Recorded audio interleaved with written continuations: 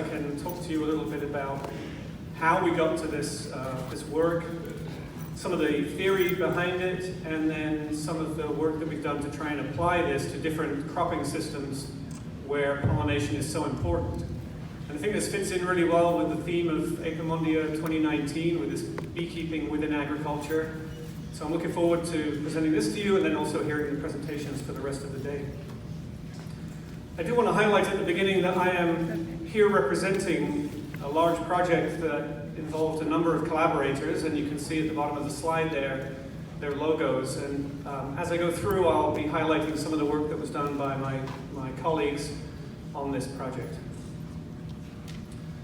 But first, I want to give an acknowledgement that we're currently in the top right part of that slide in Montreal on the St. Lawrence Seaway.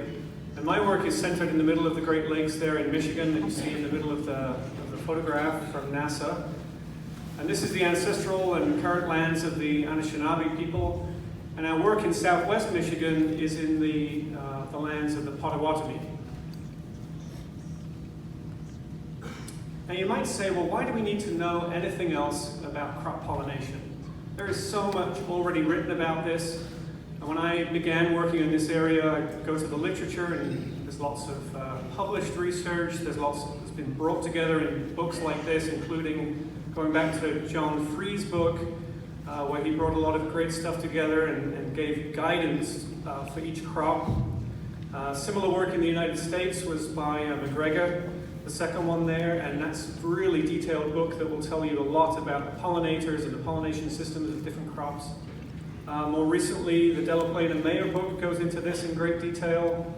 And then we've started to see contributed chapters in books like the one by Rosalind James and Teresa Pitts-Singer. So there's a huge volume of literature on this topic, but things keep changing, as I hope I'll show you through this presentation. And we need to keep ahead of this because agriculture is changing, beekeeping is changing, our knowledge about wild bees is changing, and those need to work together to improve pollination of our crops.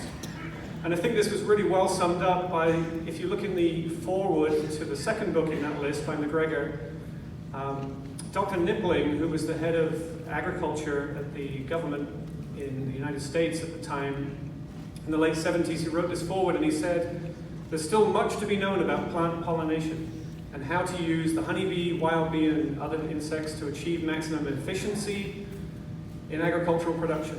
So recognizing that we have a lot to learn, and then also saying, very importantly, that at the same time this information has to get out to the farmers to improve yields and quality of these different crops.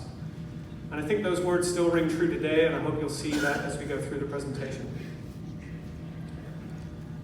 So to get into the setting that I do a lot of my research in, and that you'll see some of the data from today, this is our most optimistic time of the field season. I love this time of the year. The growers are really happy that their plants have survived the winter. The beekeepers are really happy that their bees have survived the winter. And they're coming together in these farms to achieve pollination. And what we hope this will do is realize for the farmer that all that investment in land, in plants, in pest management, all the labor and equipment that they have, that the pollination process will work flawlessly, and they will realize the full investment that they've put into all the other parts of the farm. But it doesn't always work that way, and so that's something that we need to think about improving and making sure that it's reliably getting good pollination each year. There are a number of other bees other than the honeybees that can help us with this. This is one of our native bumblebees that's particularly good at pollinating blueberry. And this can be purchased from some companies. We have two in our area that you can purchase colonies of bumblebees from. But there are also many native species, and at this time of the year when blueberries are in flower, this is mostly queen bumblebees that are emerging from hibernation and need to visit those flowers to get resources. So they do a very efficient job of pollinating. And then we have 462 species of wild bees in Michigan that have completely varied biologies, different nesting sites, different preferences for different flowers. This particular Andrena species is very important, as you'll see later, for blueberry pollination in our area. It emerges during the early part of blueberry flowering. The females visit blueberry flowers almost exclusively, and it provisions its nests down in the ground, and then the adults are done, and the larvae and then the pupae spend the rest of the year developing. So this one is particularly important for us too. And this combination of these bees, both the honeybees, the bumblebees that may be alternative managed bees, and then these wild bees come together, visit the flowers, and this is a really good demonstration here of what happens if you don't get good pollination. So on your left, you see a cluster of blueberries that we just excluded insects from during bloom. And those really are not ever going to be marketable as a nice blueberry. On the right, you see the opposite of that, where the bees visited, pollen was deposited, seeds were set, the hormones made the fruit expand, and you get the marketable, harvestable blueberries. And this kind of pattern repeats itself throughout the kinds of crops that I work in that are so pollinator dependent. Just one other example here that's very stark is this image from Jim Kane of blackberries, where at the bottom no insects visited, at the top they got really nice pollination.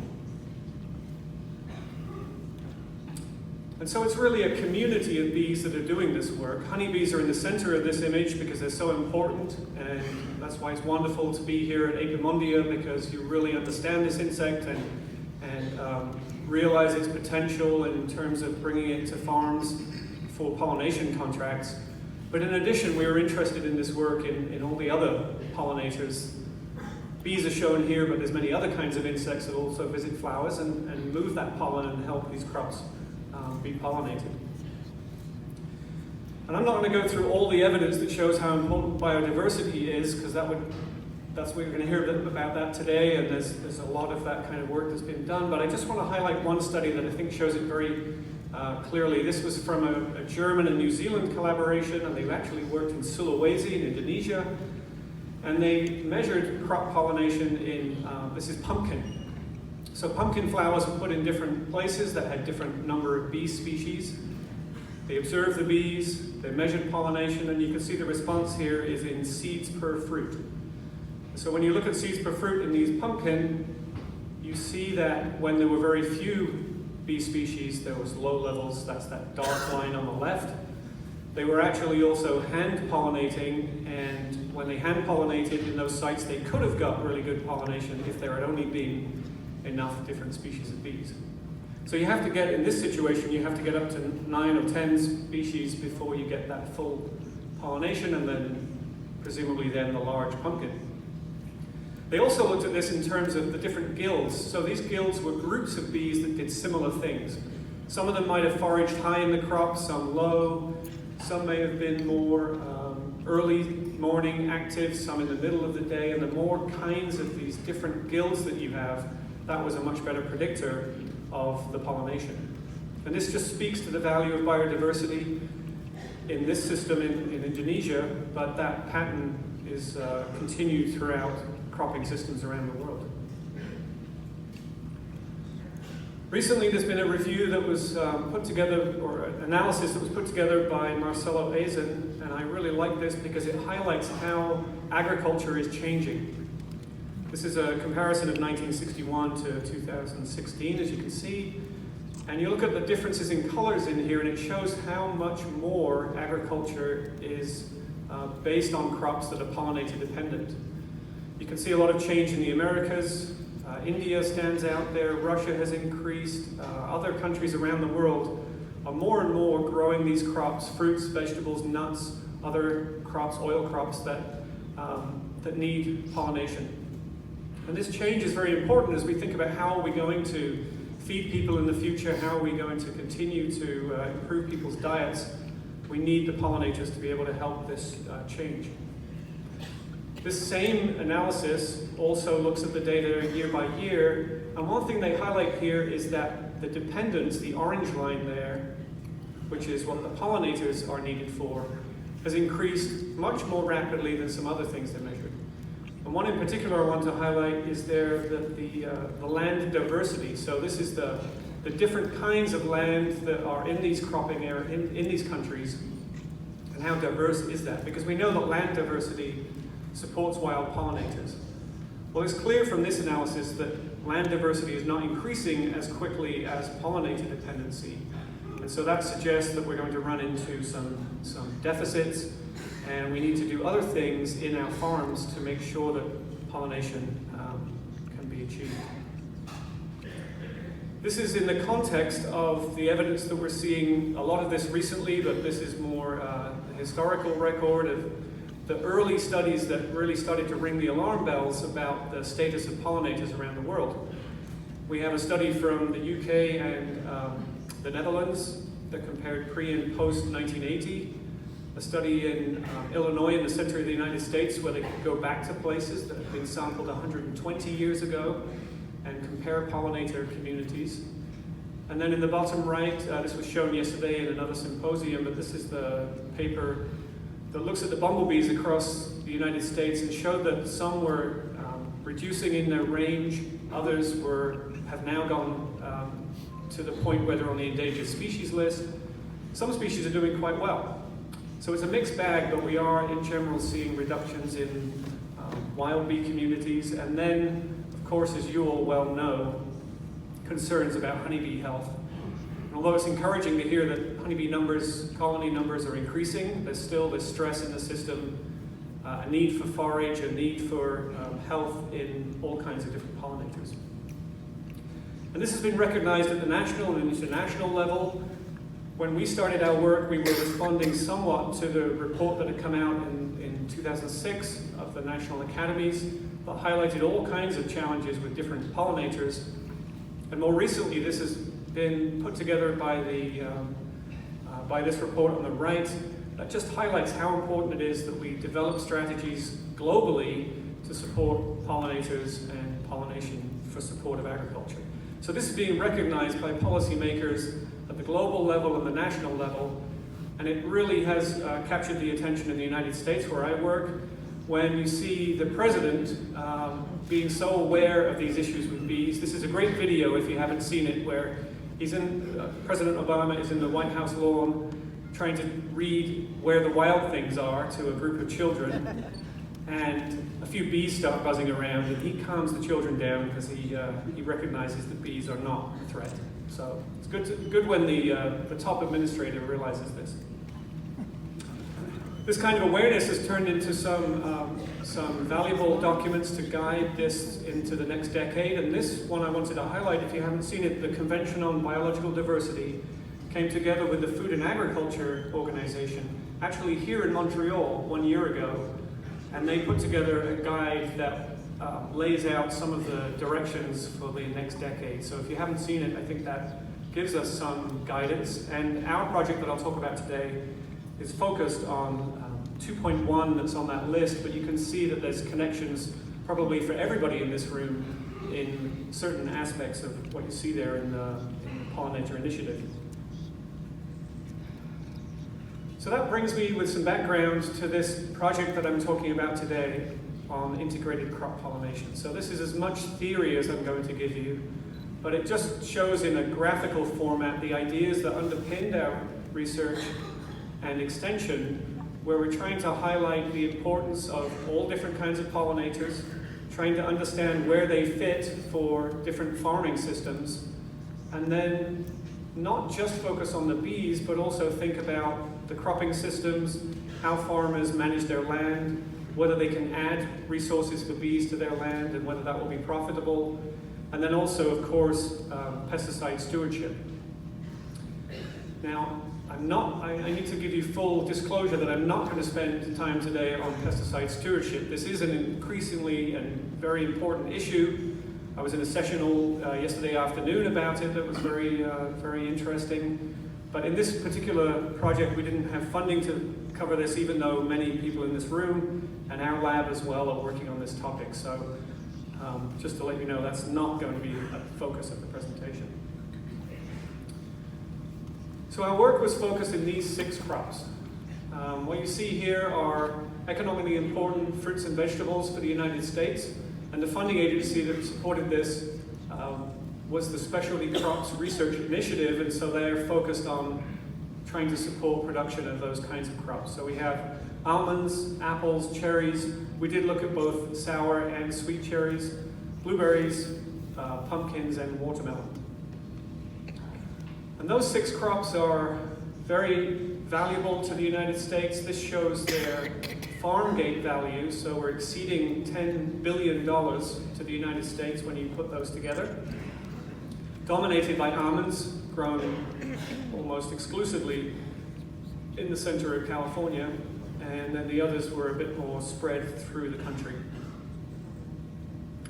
The group that came together, I just want to introduce you to them because it was a large team that we were able to bring together with this funding from the United States Department of Agriculture. And what was so interesting and maybe different than other projects that I've been involved in is that we had economists in the team, we had social scientists in the team, we had people who work directly day to day with farmers, and then people who sit behind computer screens doing ecological modeling. And so lots of very different perspectives. And with an advisory board that you can see the logos for at the bottom, an advisory board who met with us annually, kept us on task, and gave us guidance as we moved through this. They were from agencies, from farm organizations, and we had a couple of universities with people that work with honeybees involved in the project too. So a big team to try and tackle these questions. These were the objectives of the project, and I promise you this is the only slide that has a long list with numbers. So not too much of that in here, but I just wanted to go through this so you have a sense of our goals, which was to understand which wild bees are important in these crop systems I mentioned, look at this habitat management strategy that's increasingly popular and see how that would work. We wanted to look at some alternative managed bees. We did some work with bumblebees, but I'm not going to spend time on that today. I'm going to focus on some Osmia mason bees that we worked with. And then, as was mentioned in the introduction, we had a strong extension component to this, and also the social scientists looking at how we might deliver that information to this audience. And then finally, looking at some modeling to bring together some of these large data sets to see what we could learn from doing that.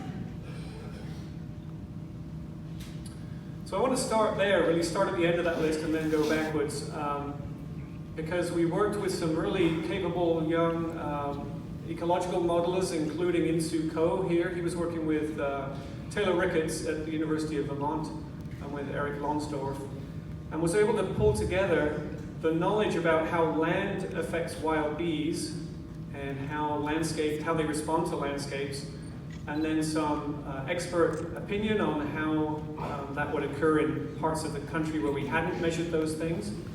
And then map, as you can see on this map, the relative predicted abundance of wild bees. And so the areas that have the yellow really are a signature of agriculture. This shows where the land has been modified and degraded to a point where we would expect lower abundance of wild bees. This kind of a map was also overlaid with areas where we knew that there was high production of crops that need pollination. And so you can start to look at these mismatches and find places where there's a lot of crop production that needs bees, but the wild bees are not predicted to be as abundant. And there's 139 counties around the country that we could identify from this. And so those could be places where we emphasize investment in conservation practices, invest in strategies to support these on farms so that they can contribute to agriculture. Many of these areas are also places where beekeepers focus their efforts because that's where there's a demand for their services. And so within this, I just wanted to highlight the places where the research was done that I'll talk about. We had one Canadian collaborator at Simon Fraser University, and then the rest of us were spread across the United States in the places where you see those yellow dots. This national perspective allowed us to look at how relatively important are wild bees in these different cropping systems. And so we've laid out this graph. This is on the y-axis. This is the proportion of pollen from all of our observations from 130 different farms, the proportion of pollen in these crops that was deposited by wild bees versus honeybees. So if it's high, it's mostly wild bees. If it's low, it's mostly honeybees. And so you start to see the differences across cropping systems with pumpkins and watermelon, at least watermelon in Florida, being relatively high. In California, it's really challenging because there's a very intensive land use there. The tree fruit crops were somewhat in the middle. We had a few samples from cherries in Washington, so those were not so focused. And then you can see the variation across the blueberry sites, with on the far right, the almonds in California being so dominated by honeybees.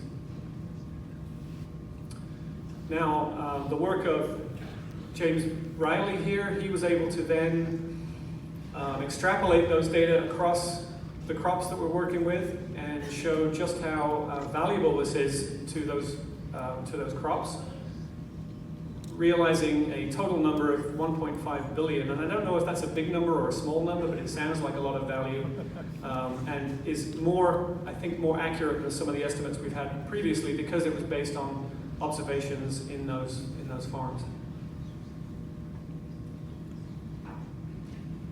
Now, all those observations give us a really good opportunity to see which wild bees are contributing to these crops. And this is just one example from one crop in one of our states, the one that I work in, where Jason Gibbs, taxonomist who's now back in the University of Manitoba, collected a lot of bees and then identified them, which was extremely valuable to have that taxonomic support. And you can see the top 11 highlighted here in the center of the graph. That shows that we had a number of bumblebees, also a number of these ground nesting Andrena bees that I introduced you to earlier, some sweat bees, a cellophane bee, one of the small carpenter bees. These are the wild bee. This is the wild bee community that's supporting this crop, and so we might be able to target our conservation now that we know which are so important. And we now have that information for all these different crops around the country. And I just want to highlight Angie Zhang there. She's a postdoc who's working on our analysis of how landscape affects these bee communities now. So switching from the wild bees to thinking about how we might support them in farms, habitat management is something that we hear a lot about. And I just want to spend a little time on the efforts that we've had to try in this project to try and understand and improve habitat management in farms.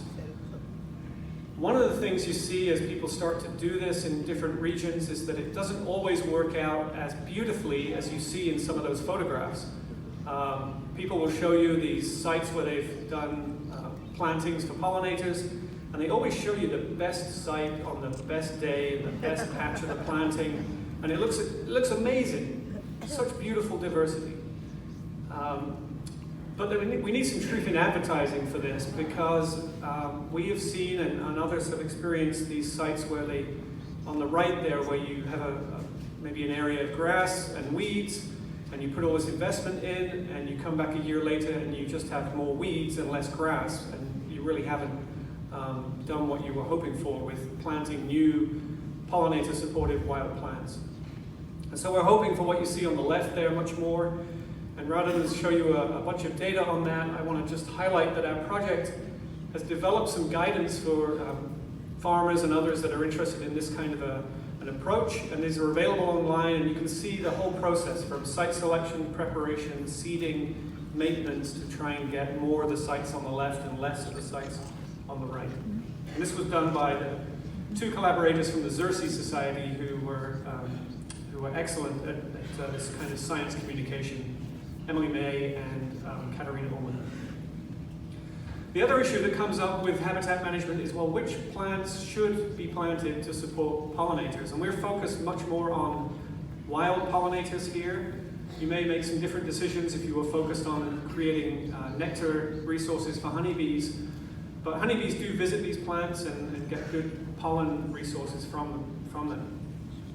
So this is about a decade's worth of work shown in three papers here, starting with one in my lab, and then work in California that's been done under this project, and then another one more recently. And there's a number of labs around the country that are doing this kind of work as well, and we're getting a good picture of which plants in which region are the most attractive to these pollinators so that we can work them into conservation practices. We do this work by putting out small plantings of each of them, measuring which bees and other insects arrive there, and then identifying those. And we end up with data such as this. This is one example from one time of the year in a study that we ran in my lab looking at bees, and then in my collaborator Doug Landis' lab looking at the natural enemies that are on the right there. But we also have the data at our website that's highlighted for the early season, the middle season, and the late season. And by looking at this through the season, you can think about how you combine different plant mixes, make different plant mixes to provide those resources through the whole season. One thing we also notice is that there's often strong correlation between plants that attract bees and the pollinators we're interested in with plants that support these beneficial predatory and parasitic insects. And so when we're talking to farmers about this, this is really valuable because we can talk to them about the benefits they may get from natural pest control in addition to the benefits they may get for supporting pollinators on their farms. We've tested this kind of an idea at some of our blueberry sites, working with some farmers who hosted us to be able to plant these plantings into their farms. Mostly these were areas where they would have otherwise had frost problems, so they didn't plant blueberries there, or the soil was too neutral or too alkaline, so they wouldn't plant blueberries there. So they're not taking crop out of production, but they're putting in these plantings into land that they otherwise would be mowing, so it's actually a benefit for them. And for the study that Brett Blau conducted, we see that after 3 years, we were able to get significantly higher wild bee abundance on the blueberry flowers during bloom in the fields that had the plantings, which is the orange, versus those that did not, which were the green. This also, the same trend happened for the beneficial insects, the natural enemies shown there. So we had to wait a few years until the plants established and the insects responded, but then we saw this benefit.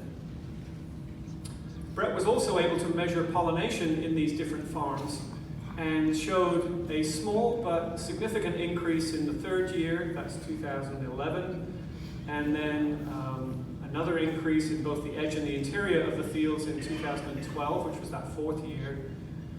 And although the percent increase isn't very large, this is a fairly high value crop. So we're talking about a crop where you may get $1 a pound, and we've increased yield there enough that it's actually some appreciable dollars that the farmer may get into their pocket from this.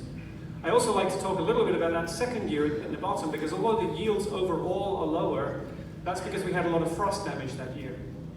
And it speaks to the value of having these plantings for resiliency for pollination, because in that year, although yields overall were lower, the percent increase is higher, and the price of blueberries that year was better. So that farmer actually did better compared to their neighbors that year by having those pollinator plantings there. And we can put some simple economics to this, where at the beginning you've spent a lot of money to establish these plantings, but over time as that yield benefit comes along, you get to a point where you're making back some of the money you've spent. Now this is not complicated in economics, because obviously if that graph continues to rise, you're going to make infinite profit from doing this, which is not likely. But it shows the decisions that a farmer can make and some of the options they have depending on the price they get for their berries and whether or not they want to go for a government subsidy to do this. And there are now a number of programs, because of the attention at the national level in the United States, which will pay farmers to do these good conservation practices on their farms to support pollinators, but there's all sorts of other benefits they get from these. I just want to highlight one that we have in our western part of the state in Michigan, which was focused on those counties because they're where we have the most fruit and vegetable plantings. And in this case, the farmer can get paid 90% of those relatively expensive seed costs, and then they get paid a rental for that land for the 10 to 15 years that they do the contract. So this is really a program that's had significant adoption, highlighting that if you provide the funding, farmers are willing to do some of this. But not everyone wants to fill out forms with the government and go to a government office. And so it's been great to see some nonprofits and other organizations come into this area, this region of the country, And in some cases, they're motivated by saving the monarch butterfly or saving the pheasants. We've got a program that's for bees and butterflies as well that's recently come into Michigan. And it's interesting when you talk to some of the landowners about this and you learn that actually their motivation is nothing to do with bees. One of our blueberry growers, when we asked him about why he wanted to do this program, he said, it's a great place for me to find deer on my farm in October so that I can kill them. Now that wasn't what I was expecting, and it's not why we did it, but it is an example of how different motivations can get us to some conservation for the benefit of pollinators. So moving through this, I want to also spend a little time talking about alternative managed pollinators. There are not a large number of bees to choose from here, and it's a real contrast between all the knowledge that's been developed for managing honeybees and some of these other pollinators that we're still developing systems for and trying to learn how to manage them and how to do that economically. But I just want to highlight this one insect from some work that was done in California. This is the blue orchard bee. This is native to the United States, and there's a subspecies in the western side of the country that's managed for pollination. There are people who will sell you this bee. There are techniques for how to rear it that are very well encoded in some guides that you can read. And I just want to show you through the life cycle and then some of the experiences we've had with it that it does have some potential for crop pollination in commercial agriculture. So in the spring, these bees are mating and then the females are visiting flowers to provision their nests, to get pollen mostly and then some nectar. They're extremely efficient pollinators of the Rosaceae, so this is almond, but they also do a very good job in apples, pears, and in cherries. They provision that nest with the pollen, and then in the bottom left you can see a photograph with a little egg laid on the pollen ball. And then that larva hatches and eats that pollen ball, develops through the summer, and at the end of the year they're almost ready to emerge, but they go into diapause at that point. And they can be held in cold storage. They can be scooped out of the containers that they nest in. And we can get some quite high densities and abundance of this if the effort is put in, so that next spring you can release those back into the orchard for pollination. And this is some of the examples of technologies that have been developed, not particularly complicated. In some cases it's just mailing cardboard boxes that have been strung together, and then it gives the bees a place to emerge in the dark, to come out, and they poop and they mate and they fly and they go and start their pollination work. And you can see it photographed in very early part of the year in almonds in California. That's probably late February or March. They're just starting to get the flowers opening as these bees are released. And so we tested this under this project with collaboration from the United States Department of Agriculture lab in Logan, Utah, and then Derek Arts led this, traveling to California to these extremely intensively managed areas of almond pollination. This is in an area just north of Bakersfield. And throughout the orchard, trees were sampled for pollination, nutset, and yield. And then some of these areas had these blue orchard bees added to them. And Derek and the group were then able to measure pollination in areas that had honeybees as normal, plus the blue orchard bees, versus those areas that had the standard honeybee stocking. And interestingly, this data was published last year in Environmental Entomology, and it shows a significant increase in the green bars are the pollination immediately after bloom, that we can measure how much greater pollination we had. You come back a little bit later and you see, I think nutset is the blue, and then the gray dots are the measures of yield. And so overall there was a significant benefit here in an intensively managed honeybee-dominated area of adding those blue orchard bees. So that's promising, but there's a lot of economics to think about for this, because growers are already spending that money on honeybees, so is it worth spending the extra money on blue orchard bees? And this analysis was led by Insoo Ko, who I introduced you to earlier, and he collaborated with people working on the blue orchard bees and then some other ecological economists to think about all these different combinations of how many blue orchard bees per acre should be deployed, how many boxes they should be put out in, and how many of these tubes per box we should use, because all of these things cost money. And we really want to look at the combination of those that will provide the best profit. So on the left you see estimated profit in dollars per acre, and as more and more of these different combinations were used, he was able to estimate that the best overall combination was the 500 blue orchard bees in 10 boxes per acre, 400 tubes per box. So this is the kind of guidance that we can give people from this research on how best to do this. But you also notice that on the top right of the graph that there's a couple of strategies that are probably going to give you about the same profit. So there's some options for people to think about there, and we hope this kind of information can help guide future development of blue orchard bees for this and other crops. The other thing about these insects is that they don't have beekeepers to just come along and pick them up with a front end loader and move them and take them off in a truck.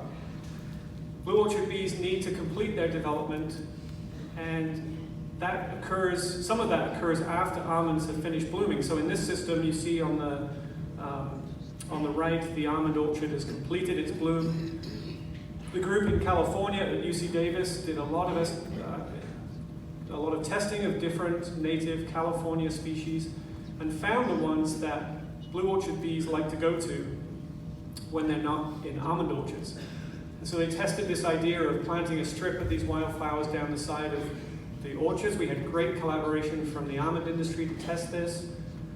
And postdoc Natalie Boyle, shown here, was able to show that the bees placed closest in the orchard, but placed closest to these plantings, did visit them, did create more offspring per season, and she measured the pollen and showed that it was indeed pollen from those plantings that they were bringing back.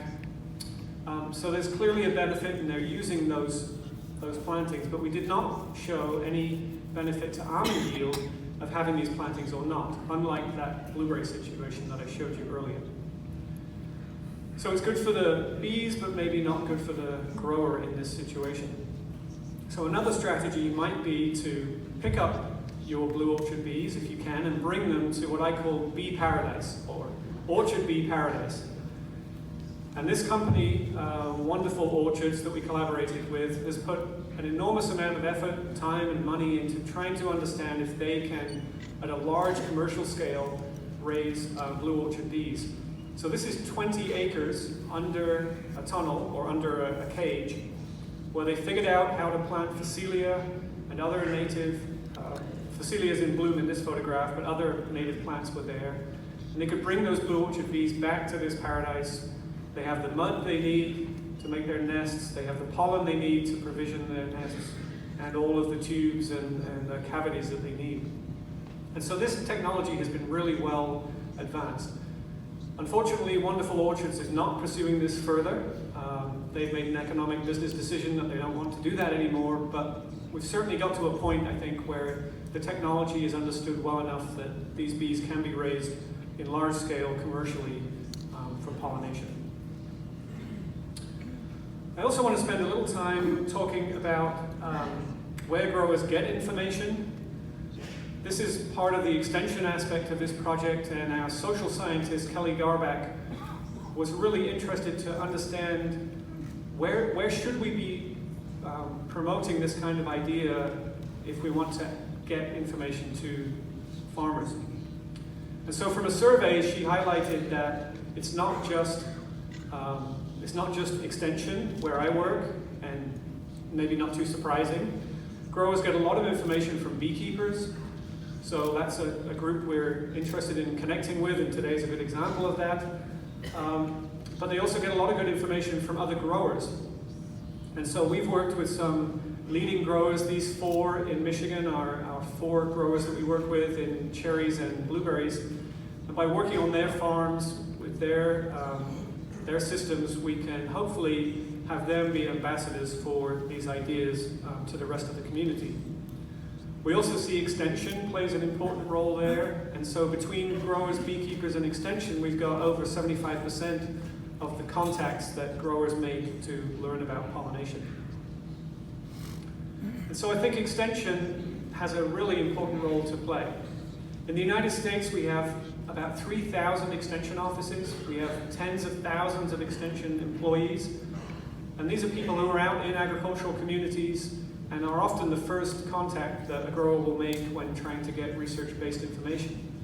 So we've put a lot of effort into trying to think about, can pollination fit into where growers get information about pest management, for example. So from integrated pest management to integrated pest and pollinator management is one direction that Penn State has been really focusing on, and other states are catching on, that this combination can be really powerful for delivering information.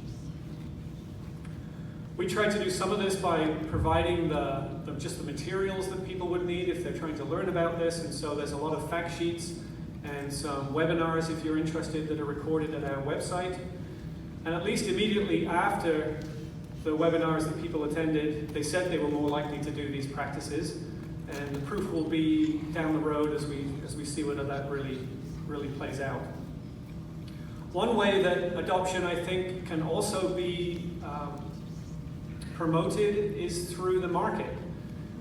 Sometimes it feels like we're proposing things to growers, but they're not so keen on it because it's going to cost a little bit extra money, and they are running a business. And so this is, I think, a really important advance that I'd like to spend a minute on here, where it's based on this idea that the consumer may actually be willing to pay more for products that are raised in a way that supports pollinators. There's an all-time high awareness about the concerns about pollinators around the world, and yet when you go to the store, you don't really get a good sense of which product may be grown in ways that supports bees and other insects. This survey that's highlighted on the left there was from Maine in the United States, and they showed that consumers are, at least they say, they're more willing to pay for this kind of thing. So this is now actually being tested in this Bee Better certified program. And on the right, you see some blueberries that came out of Oregon, marketed by a company in California, and are now in the stores in the United States that have a little logo on them that says Bee Better certified. So what does that actually mean? Well, this is an approach where the Xerces Society has partnered with the Oregon Tilth organization who do the certification, and they've come up with a set of standards where if a farmer agrees to follow those standards and does that, they can then have that logo on their product. And it could be all kinds of different pollinator-dependent crops. There's also the chance that down the road, as this develops, maybe your granola bar would also have that logo on because it's using products sourced from this tree. So there's a lot of potential here. We'll see where this goes, but I think it's encouraging that this has started. And looking at some of the numbers just from the first few years this is an aerial photograph of a farm in California that's part of this near Bakersfield. They've already got 12,000 acres certified. There's more coming. It's across the country, and really interested to see how this develops in the coming years. Not just in pollinator-dependent crops, but they also have farms that are growing cereals and other crops where it's still important that we have pollinator conservation. So to wrap up, I want to talk a little bit about where I think the future of integrated crop pollination might be going. One thing I didn't have time for today is to talk about decision tools, and we've, in this project, worked to build, it's a beta version, it's not fully released yet, but we've built this pollination mapper where a farmer could go in with an aerial photograph and just map out where their farm is and where their orchards are, and highlight whether it's a blueberry or apple or cherry planting. And then you can add different levels of honeybee investment or different patches of the farm that you turn into habitat, and it will give that farmer some feedback on the predicted pollination and yield with or without those different strategies. And so you can combine things and say, well, what happens if I had this many honeybees or this many acres in these plantings? So this, I think, is one way that this can go in the future to help farmers make decisions on how they want to get the crop pollinated. As I mentioned, I think integrating the ideas about pollination decision-making with pest management decision-making is a place where our extension service can help. and where we've already got that connection with farmers in terms of decisions that they're making around the farm. And that's so important as we talk more about the pesticide-pollinator interactions and avoiding the negative effects of pesticides in farms. Extension will be a big part of this, and I hope to be part of that in the future as we continue to deliver information to both beekeepers and farmers. And then at the end, I just want to spend a couple of minutes talking about adapting for the future. As I said at the beginning, agriculture is changing, bees are changing, and we also have this issue of the climate changing. And so I think it's really important that we keep adapting our systems so that we can keep these crops well pollinated long into the future. As I look at the recommendations that we have for pollinating these important crops, it's interesting to see when I look for the guidance on how many honeybee colonies should a blueberry grower use in my region. We have some good information. My phone is ringing.